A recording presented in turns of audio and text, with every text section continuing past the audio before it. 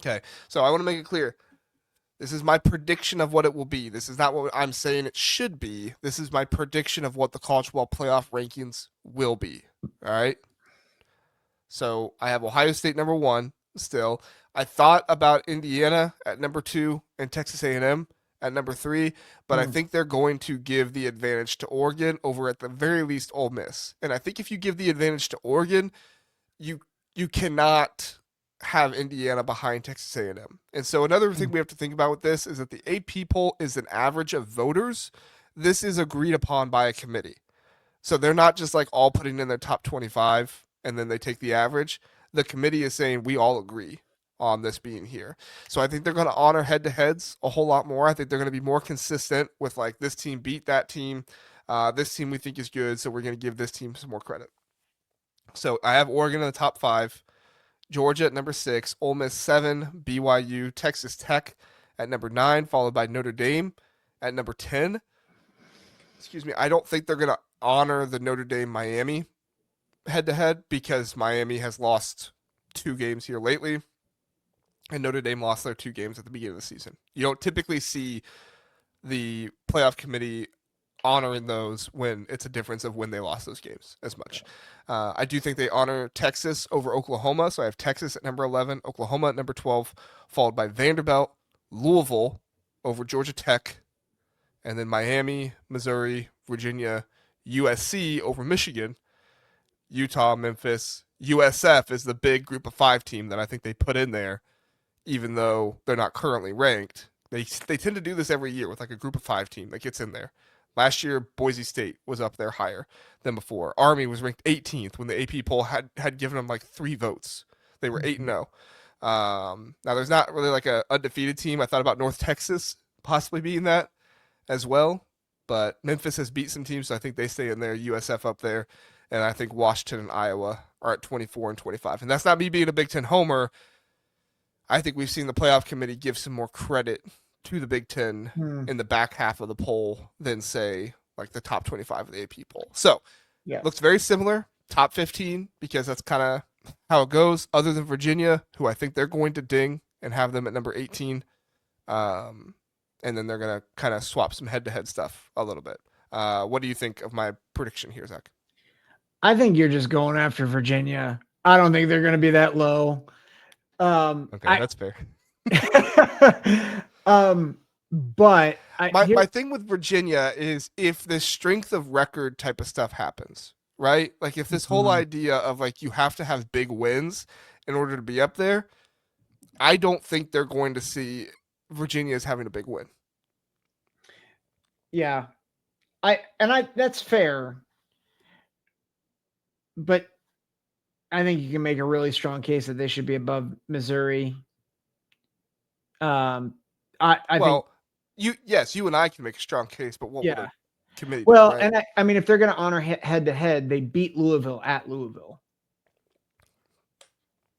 So, That is true. I missed that. yeah. We both, to be fair, we both got called out on it last week. Yeah. So, So do you think Virginia maybe okay, so let's rework Virginia here. Maybe Virginia at 14 and then Louisville, Georgia Tech and Miami just have like a just a glut just of ACC teams. yes. I think that's possible. Because they're, I mean, to be fair, I mean, Louisville, Virginia, and Georgia Tech all have one loss in the ACC. Like, I could see that being the case. But here's probably my other big reaction. And this is more just, I don't know what they're going to do with Oregon. I, some people were saying that Ohio State might like they might try to rework the top three. I don't think they will. I don't think so either. I don't think like I think Texas A&M like their win against Notre Dame is suspect, and then I don't think they have any other ranked wins at this point. Yeah, I think in order to look at like the top 5, top 8 there, you have to say who has the big wins, right? Yeah, What is Ole Miss's big win at this point? yeah. It's like LSU, right? And Oklahoma, they beat Oklahoma. Mm-hmm. So, LSU and Oklahoma. Okay, great. I don't think that's going to be huge for them and I think they're going to be behind Georgia because LSU's not a great team, and Oklahoma. Maybe they get more credit for Oklahoma, but I don't think they get above Georgia. Yeah. But I don't think they get above Oregon, right? Who Oregon, like, yes, they do not have like a huge signature win that you're going to write home about and say this is why Oregon is better than everybody else, but they did lose to Indiana, and I think they're going to count that Penn State win as a big one. Maybe I'm They, wrong, they but might, but here's the issue. If we're going to dunk on other people's schedules, we kind of have to dunk on Oregon's. Like Oregon, well, again, I would not personally rank Oregon fifth. I would probably have yeah, Oregon around 6 or 7 because I do respect the win, but I don't think it's a huge win. yeah. I think the playoff committee will respect the win more. If they are ranked that high, that's why. But I just like you have a bunch of one-loss teams where I just don't I don't think Oregon goes below 7. I agree. Unless the one caveat, unless if they look at BYU and say they're undefeated and we're going to value that.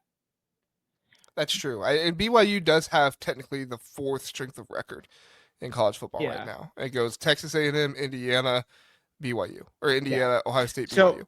let me rephrase that. They don't fall any lower than 8th, but I could see them putting them 8th because their best win is against a 3-5 team on the road, but it's really against Penn State, who's fallen off a cliff, and then like Northwestern, and they have not looked great. Now, granted, in the weather against Wisconsin, I say they looked great against Rutgers. yeah, against Rutgers, but I could see them playing a wait and see game with Oregon. But I think other than that, like I think you have the top 15. Like I think it's going to look something like this, like outside of that. Yeah, my biggest question marks are what they do with Virginia. Do they put them up over Louisville? Do they knock them? And then what happens with 5, 6, and 7? Because I think Alabama is going to be number 4. That seems to Yeah, be the yo, sentiment. that's I think a given. Yeah, I don't think they're going to ding Bama for the Florida State loss as much as I think they probably should.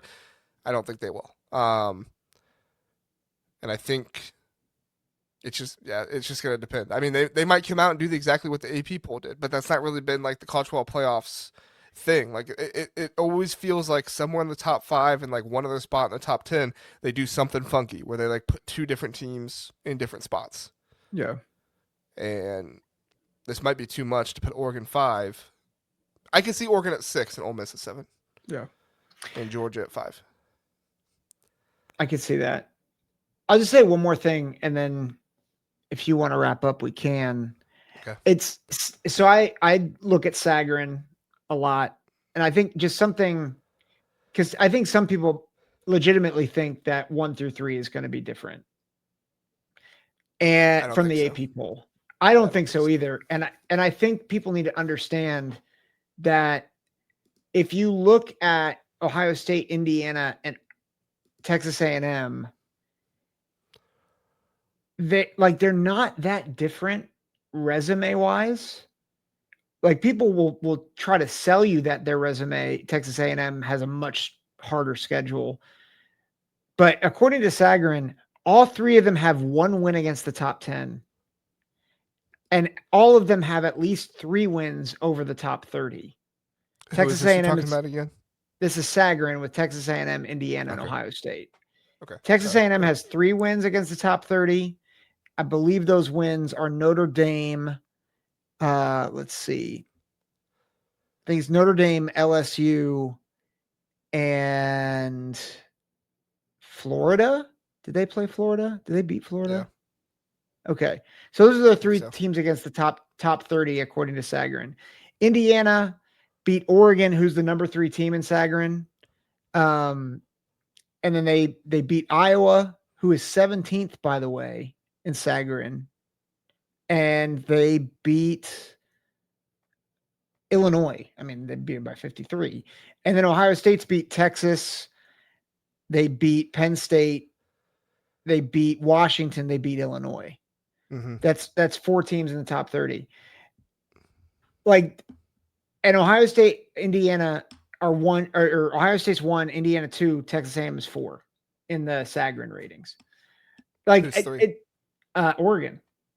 Oh, yeah. Oregon's number 3 in FPI too.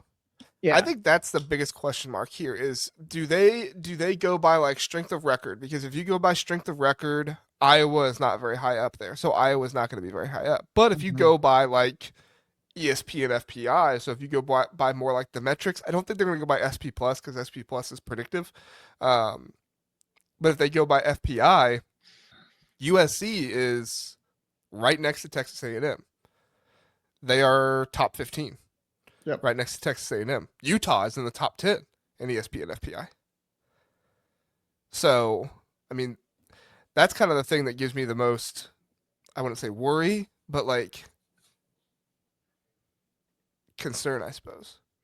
And for Yeah. all I know, they could just completely tear apart the AP poll and move on because if they are going to go and judge by like actual wins and stuff like that, this could look very different. If you're going to judge by who has the best wins, Indiana's number 1 because Yep. nobody has a better win in college football right now than them on the road at Oregon. I think Yeah. Ohio State's number 2 because they beat Texas and Texas is looking better right now. And if you go by wins, I think Miami's still above Notre Dame. Mm-hmm. Texas A&M is probably 3 because Notre Dame doesn't look as impressive as Oregon, but they're still better than Texas. Yeah. But I don't think Texas A&M has like a win over a Washington or something like that. That's as impressive for Ohio State. So all that to say, if you go by like who they actually beat, this could be a lot different. If you go by the ESPN FPI metrics, Texas A&M isn't even in the top 10. So do they have Bama at 3? Do they have Oregon at 3? It's gonna be really interesting. Lots of questions. And we will get to cover it on Tuesday. Yes, yeah. So I will say the ranking show is supposed to be at like 8 o'clock. I think it is. So there's gonna be a ton of people that are live during that. So we're just gonna go live at 9, like we normally do. So we're gonna go live at 9, talk about the college football playoff rankings and everything, and then we'll do our kind of preview stuff for the next week with like picking every game and everything like that. So, Mm. I do think it'd be interesting too if they kind of go by the odd stuff a little bit. Mm. Oh, since we have started this podcast, Oregon is now tied with Notre Dame. Notre Dame has jumped up to tied for 4th on FanDuel. Oh. Notre Dame is plus 1,000 now as Mm. well as Texas A&M and Oregon. I don't know what happened to make them jump that, but it happened. So yeah, Iowa has better odds than Missouri. Iowa has similar odds to Vanderbilt. USC has better odds than Vanderbilt. And Louisville actually has the best odds in the ACC to win the national Mm. championship at plus 8,000 on FanDuel. So So you're interesting stuff. saying there's a chance.